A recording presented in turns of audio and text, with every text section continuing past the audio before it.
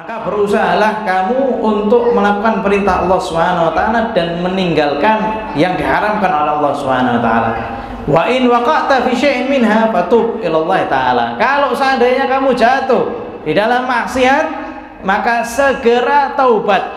Fatub, langsung taubat kepada Allah Subhanahu wa taala. Habib Umar mengatakan, meskipun kamu sehari maksiat 1000 marrah, 1000 kali, taubat kepada Allah Subhanahu wa taala. Tetap taubat kepada Allah Subhanahu wa taala. Ya, meskipun berapa kali? 1000 kali. Ya, karena apa? Masalahnya itu kalau tidak taubat bahaya. Masalahnya kalau tidak istighfar itu baru berbahaya.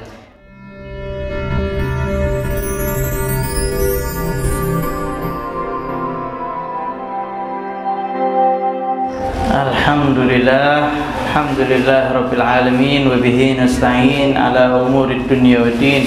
Wassalatu wassalam ala sayyidil mursalin Muhammadin al-amin wa ala alihi wa sahbihi.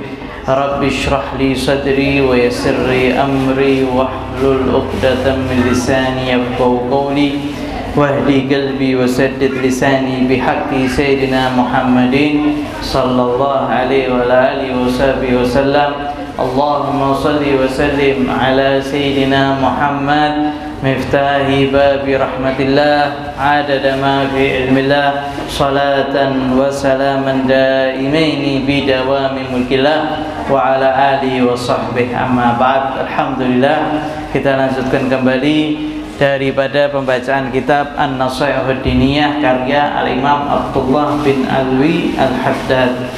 Terakhir kita membahas bahwasanya seseorang itu perlu untuk meminta kepada Allah Subhanahu wa taala meninggal dalam keadaan Islam, dalam keadaan iman, dalam keadaan husnul khatimah. Karena sejatinya itu belum dijamin sama Allah Subhanahu wa taala.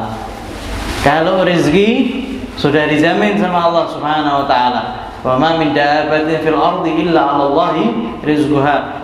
Tidak ada siapapun apapun yang melata di atas muka bumi ini, yang berjalan di atas muka bumi ini, melainkan semuanya rezekinya ditanggung oleh Allah Subhanahu wa taala. Tetapi husnul khatimah belum ditanggung. Sehingga kita diperintahkan untuk meminta kepada Allah Subhanahu wa taala sebagaimana para nabi semuanya meminta kepada Allah Subhanahu wa taala. Ya. Wa tawaffani musliman. Ya Allah, meninggalkan aku dalam keadaan Islam. Sehingga kita hendaknya meminta kepada Allah Subhanahu wa taala untuk meninggal dalam keadaan Islam, dalam keadaan iman. Amin Allahumma amin. Wa 'ala al-insani al-istihad fi hifdhi islami wa taqwiyati bi fi'lin ma umira bihi min ta'atillah ta'ala. Sehingga hendaknya seseorang itu berusaha kuat untuk menjaga keislamannya. Jadi yang sudah Islam belum tentu dia itu Islam sampai akhir. Begitu juga sebaliknya, yang dalam keadaan kafir belum tentu seseorang itu kafir sampai akhir. Makanya tidak boleh meremehkan seseorang. Terkadang seorang itu meremehkan fulan kathratil ma'asiyah, banyak maksiatnya. Ya, kalau meremehkan maksiatnya itu bagus, tapi meremehkan pribadinya itu tidak boleh. Menghinakan pribadinya itu tidak boleh. Begitu juga orang kafir. Kalau seandainya dia itu termasuk orang yang selamat di akhir hayatnya, maka belum tentu kita lebih afdal daripada dia. Tapi kalau seandainya dia kafir, kita Islam sekarang, ya tentunya sesungguhnya innamal izzatu lillahi wa lirasuli wa lil mu'minin. Sesungguhnya kemuliaan milik Allah, milik Rasulnya, milik orang-orang mukmin. Sehingga mukmin ini mulia kalau dibandingkan dengan orang kafir. Tapi terkadang kita tidak tahu, makanya kita tidak boleh meremehkan setiap orang. Sehingga hendaknya kita menjaga Islamnya kita. Islam itu harus dijaga. Begitu juga dikuatkan Islamnya. Karena berapa banyak orang yang murtad disebabkan gara-gara masalah perutnya. Ada yang murtad disebabkan gara-gara pendidikannya, ada yang murtad gara-gara kisah percintaannya. Nanti kalau sudah putus, balik lagi Islam, temu lagi pacar yang bukan Islam, keluar lagi, ya. Nanti putus, masuk lagi. La ilaha illallah. Maka perlu untuk dikuatkan Islam kita. Bagaimana menguatkannya? Dengan melakukan apa yang diperintah oleh Allah Subhanahu wa ta'ala. Fa innal mudhayyi'a li awamirillahi ta'ala muta'arridun lil mauti 'ala ghairi Islam. Karena sesungguhnya orang-orang yang menyia-nyiakan perintah Allah Subhanahu wa ta'ala, mereka itu sejatinya sedang menyodorkan diri mereka untuk meninggal dalam keadaan bukan Islam. Jadi terkadang kan ada orang yang terus maksiat sampai akhirnya ujung-ujungnya mulai meragukan agama, ya, mulai kemudian meragukan Allah Subhanahu wa ta'ala, mulai kemudian menjadi orang yang tidak percaya dengan Tuhan.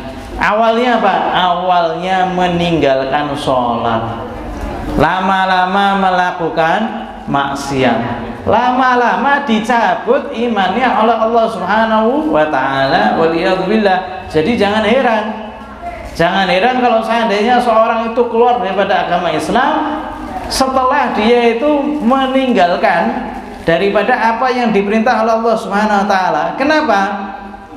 Karena itu menunjukkan dalil ala istihanati bihaqiddin. Orang yang meninggalkan perintah Allah Subhanahu wa ta'ala itu menunjukkan dia menghinakan, meremehkan haknya agama, dan dia merendahkan, nganggep remeh,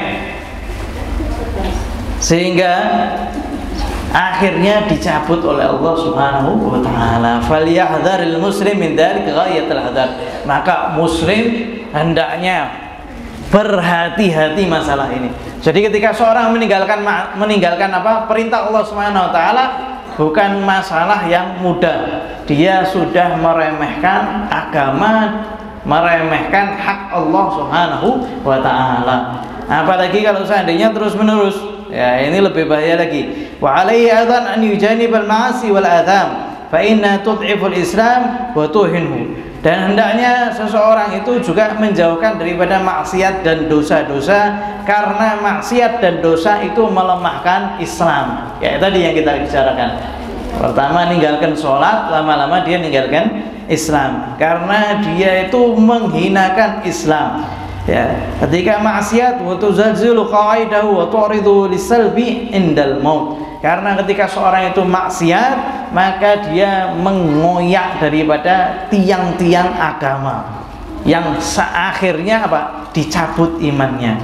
Kama waqa'a dzalika wal iyadu billah likatsir minal mulabisina laha wal musrina 'alaiha. Sebagaimana kita ngelihat faktanya, waliyadzubillah, banyak yang dicabut imannya daripada orang-orang yang senantiasa di dalam maksiat dan musirrin, yang continue terus-menerus di dalam maksiat. Maksiat, terkadang seorang memang jatuh ke dalam maksiat, tapi muskilahnya apa? Masalahnya itu apa? Masalahnya ketika dia tidak bertobat, dan masalahnya ketika dia terus-menerus di dalam maksiat tersebut. Ya. Wah, saya sudah mabuk, saya mau tobat tapi birnya masih ada di kulkas. Kira-kira tobat tak? Tidak tobat. Wah, saya mau berhenti riba, tapi besok nongkrong lagi sama orang-orang yang riba. Ini namanya, kata ustadz kita, tobat sambel. Habis kepedesan, wah saya tidak mau makan sambel lagi. Besoknya ditawari sambel, wah enak kayaknya, ini nafsu makan. Ya, ini namanya tobat sambel. Sehingga seorang kalau seandainya mau tobat, maka hendaknya dia meninggalkan segala sarana yang menjadikan dia itu jatuh ke maksiat lagi. Kalau sudah ditinggalkan terlebih dahulu, semuanya sudah ditinggalkan, kemudian delalah, ya ketemu lagi orang-orang yang riba, delalah ya kemudian ya lupa, delalah ya datang itu bir sampai rumah kita atau sampai tempat kita, kemudian kita tidak kuat untuk melawannya, itu terjatuh ke dalam maksiat lagi. Ini berarti apa? Sudah taubat, maksiat lagi, hanya perlu untuk taubat lagi. Ini sudah betul-betul taubatnya, karena dia sudah menghindarkan semuanya. Ini temannya sudah dijauhi, birnya sudah dikeluarkan daripada rumahnya, pokoknya yang menyebabkan dia itu jatuh kepada maksiat, ditinggalkan semuanya. Ujuk-ujuk pas dia keluar, dia ketemu lagi, akhirnya tidak kuat, melakukan maksiat lagi. Ini berarti apa? Allah Subhanahu wa ta'ala menanti taubatnya yang kedua. Subhanallah, Allah itu menghitung jumlah taubat kita, bukan jumlah maksiat kita. Nek tonggongan ngelihatnya itu jumlah maksiatnya. Wah, ini loh, orang sudah bolak-balik masuk penjara. Wah, itu yang dihitung. Yang dihitung apa? Manusia itu yang dihitung apa? Kesalahannya. Mbok pinternya kayak apa, mbok solehnya kayak apa, mbok alimnya kayak apa. Kalau sudah melakukan kesalahan, wis habis semuanya. Kenapa? Karena manusia itu ngelihat kesalahannya. Tapi kalau Allah Subhanahu wa ta'ala ngelihat taubatnya, fulan sudah taubat berkali-kali, fulan sudah taubat berkali-kali kepadaku, kata Allah Subhanahu wa ta'ala. Wa fi qouli ta'ala tsumma kana 'aqibatal ladzina sa'u su'a an kadzdzabu bi ayatillahi wa kanu biha yastahzi'un. Kemudian Allah Subhanahu wa taala mengatakan dalam firman-Nya, kemudian akibat daripada orang-orang yang melakukan perbuatan buruk apa? An kadzdzabu bi ayatillah, mereka mendustakan tanda-tanda kebesaran Allah Subhanahu wa taala, yaitu tadi mulai meragukan agama, mulai melakukan Islam, mulai melakukan sholat. Kenapa kok harus sholat ya? Kenapa kok harus begini? Bagaimana terjadinya ini? Ditanya-tanya ya, akhirnya kayak masuk ke filsafat yang menyesatkan ya. Ada beberapa filsafat yang menyesatkan. Akhirnya kemudian terjumus ke dalam situ, akhirnya tidak percaya. Kenapa? Karena asa usuk. Pertama, dia sudah melakukan daripada maksiat. Tapi kalau seandainya terkadang kita ini muncul yang namanya keraguan, loh kok bisa begini? Tapi Allah Subhanahu wa ta'ala kasih petunjuk, Allah Subhanahu wa ta'ala kasih kita untuk mencari, sehingga kemudian Allah Subhanahu wa ta'ala beri jawabannya. Tapi kalau seandainya orang yang jauh daripada Allah Subhanahu wa ta'ala, ya semakin jauh. Akhirnya kadzdzabu bi ayatillah, mereka mendustakan tanda-tanda kebesaran Allah Subhanahu wa taala, wa kanu biha yastahzi'un, dan mereka orang-orang yang meremehkan tanda-tanda kebesaran Allah Subhanahu wa taala. Ma yadullu ala dzalik fata'ammal wa khudh nafsaka bi imtithali awamirillahi ta'ala wa istinabi maharimihi.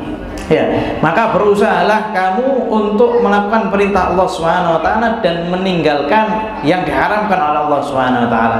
Wa in waqa'ta fi syai'in minha fatub ila Allah taala. Kalau seandainya kamu jatuh di dalam maksiat, maka segera taubat. Fatub, langsung taubat kepada Allah Subhanahu wa taala. Habib Umar mengatakan, meskipun kamu sehari maksiat 1000 marrah, 1000 kali, taubat kepada Allah Subhanahu wa taala. Tetap taubat kepada Allah Subhanahu wa taala. Ya, meskipun berapa kali? 1000 kali. Ya, karena apa? Masalahnya itu kalau tidak taubat bahaya. Masalahnya kalau ada istighfar itu baru berbahaya. Wahdar kullal hadri minal israri alaih, dan hati-hati, waspada daripada yang melakukan maksiat terus-menerus. Ya, ini dikatakan orang fasik, yaitu orang yang melakukan dosa besar atau orang yang melakukan dosa kecil tapi terus-menerus. Itu termasuk apa? Orang fasik, melakukan maksiat terus-menerus. Jadi bukan orang yang fasik itu berarti orang yang apa namanya cuma maksiat terang-terangan, enggak. Tapi kalau seandainya kita punya maksiat yang kita sembunyikan, tidak ada yang tahu kecuali kita sama Allah Subhanahu wa taala, dan itu kita lakukan terus-menerus, meskipun orang bilang kita ini soleh, meskipun orang itu bilang kita alim, dan kita masih melakukan dosa tersebut, sejatinya kita ini termasuk orang fasik. Waliyadzubillah. Makanya hati-hati ya. Tidak ada orang yang meremehkan maksiat ya, kecuali dia dicabut imannya oleh Allah Subhanahu wa taala. Dan jangan kita meremehkan orang lain atas maksiat yang dia lakukan, karena takutnya kalau kita ngeremehkan, Allah ngasih tobat kepada mereka, kemudian maksiat itu ditimpakan kepada kita. Nah, itu bahaya. Jadi kalau seandainya ada orang yang mabuk, maka jangan kita ngeremehkan. Takutnya apa? Akhirnya orang itu berhenti daripada mabuknya, kita mabuk. Akhirnya baik sengaja atau enggak sengaja ditimpakan kepada kita. Makanya kalau seandainya kita ngelihat orang bermaksiat, kita ingkari dengan hati kita. Wajib itu. Kita tidak suka dengan orang yang minum khamr, tapi kita bukan benci terhadap pelakunya. Pelakunya perlu untuk kita tolong. Pelakunya perlu kita tolong, tapi maksiatnya kita benci. Ketika dia bermaksiat, ya kita tidak senyum. Tapi bukan berarti kemudian dimusuhi. Ini gimana nyelamatkan saudara kita daripada selesai daripada maksiat ini. Tapi kalau seandainya kita meremehkan, wah ini bahaya. Kemarin kita baca salah satu syekh, beliau duduk di pinggir pantai, ada kapal kecil, mereka sedang dengan gitarnya, sedang nyanyi-nyanyi, sedang minum khamr, minum bir. Orang-orang sekitar itu mengatakan, ya syekh, doakan dia ini biar hancur, doakan dia biar kelelep tak apa. Kata syekhnya, doa, angkat tangannya, ya Allah, sebagaimana engkau bahagiakan mereka di dunia, maka bahagiakan mereka pula nanti di akhirat. Orang-orang di sekitarnya mengatakan, ya syekh, kita ini minta engkau supaya doakan buruk dia. Maka kata syekh, aku doakan supaya mereka nanti bahagia di akhirat, dan mereka tidak akan bahagia di akhirat kecuali kalau seandainya mereka taubat. Seketika kapal itu mampir ke daratan, kemudian memecahkan seluruh daripada birnya, kemudian gitarnya dipatahkan, kemudian dipisah antara laki dan perempuan, pisah dewi. Kemudian ya syekh, ana kepingin taubat kepada Allah Subhanahu wa ta'ala. Ini caranya kita kalau melihat orang bermaksiat, hati harus ingkar. Kalau bisa amar ma'ruf wajib. Kalau seandainya takut, ya minimal pakai hati. Ya, ingkarnya pakai hati. Tapi meremehkan orang tersebut enggak. Karena terkadang ya orang tersebut bisa taubat kepada Allah Subhanahu wa taala dan Islamnya lebih baik daripada kita. Wala tazalu sa'ilan min Allah husnul khatimah. Ya, dan senantiasalah kalian itu meminta kepada Allah Subhanahu wa taala husnul khatimah. Ini yang saya kerjakan setiap selesai taklim, minta husnul khatimah. Ya Allah biha, ya Allah biha, ya Allah bihusnil khatimah. Setiap selesai daripada taklim, setiap selesai daripada kegiatan, mintanya apa? Husnul khatimah. Supaya apa? Nah, kalau kita ini dikasih taufik, akhirnya kita ini delalah pas maksiat dicabut, waliyadzubillah. Kita ini berusaha untuk dekat kepada Allah Subhanahu wa taala, taat kepada Allah Subhanahu wa taala, ngaji, sholat, zikir. Subhanallah, jatuh ke dalam maksiat sekali, dicabut sama Allah Subhanahu wa taala. Ya, waliyadzubillah. Kan itu menakutkan, seperti iblis. Iblis itu sujud, alim, ibadah kepada Allah Subhanahu wa taala. Sekali maksiat, ya iblis mikir, wah paling aku tidak mau sujud. Ya mungkin tidak, paling dimarahi sama Allah Subhanahu wa taala. Tapi tidak nyangka sampai dilaknat alal abad seumur hidup. Padahal cuma ngelanggar perintah Allah Subhanahu wa taala cuma sekali. Nah, kita kan berkali-kali. Waliyadzubillah. Tapi alhamdulillah masih dikasih kesempatan sama Allah Subhanahu wa taala untuk kita ini taubat kepada Allah Subhanahu wa taala. Makanya minta husnul khatimah. Ini inti, minta husnul khatimah. Kita sering ajarkan juga minta supaya dicintai sama Allah Subhanahu wa taala, dan juga minta dikasih taufik sama Allah Subhanahu wa taala. Ya, tiga ini. Ya, minta dicintai sama Allah Subhanahu wa taala. Kalau sudah dicintai sama Allah Subhanahu wa taala ini gampang. Ya, gampang kayak digiring gitu, digiring menuju ke kebaikan. Minta dicintai sama Allah Subhanahu wa taala, kemudian minta taufik supaya kita ini dikasih taufik sebagaimana Allah memberikan kepada hamba-hamba yang soleh, kemudian terakhir meninggal dalam keadaan husnul khatimah. Waqad balagana anna syaitan la'ana Allah taala yaqul qasama dhahri fil ladzi yas'al Allah taala husnul khatimah. Syaitan ya, diriwayatkan mengatakan sesungguhnya punggungku telah hancur ketika ada seseorang itu yang meminta kepada Allah husnul khotimah. Ya, jadi terkadang kalau kita kalah sama syaitan, setelah tobat kita minta husnul khotimah, syaitannya KO gitu langsung.